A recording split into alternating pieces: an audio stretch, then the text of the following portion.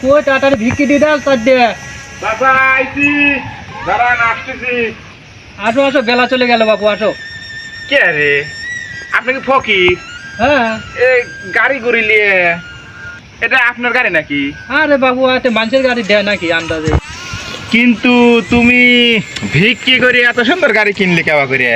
কে রে বা? হ্যাঁ। এই গাড়ি দেখে তুমি অবাক হচ্ছে?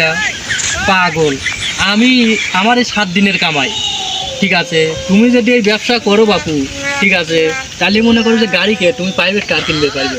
তোমার বিশ্বাস না হয় তুমি আমার সামনে থেকে মাঠে নামে দেখো, ফল পাইবে না। হ্যাঁ, তাহলে তোমার সারা দিনের কামাই কত? আরে আরে বাপু শোনো, বিষয় হচ্ছে কি, এটা তো মনে করো যে আমার 1 সপ্তাহের কামাই।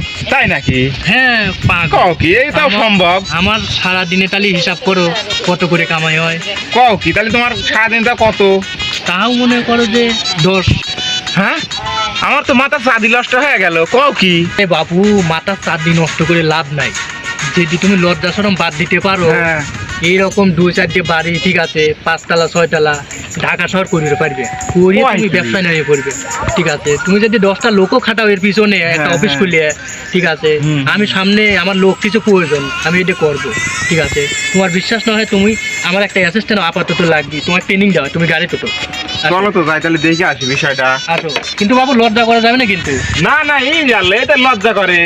আচ্ছা ওঠো, আসো। কেবা হচ্ছে না?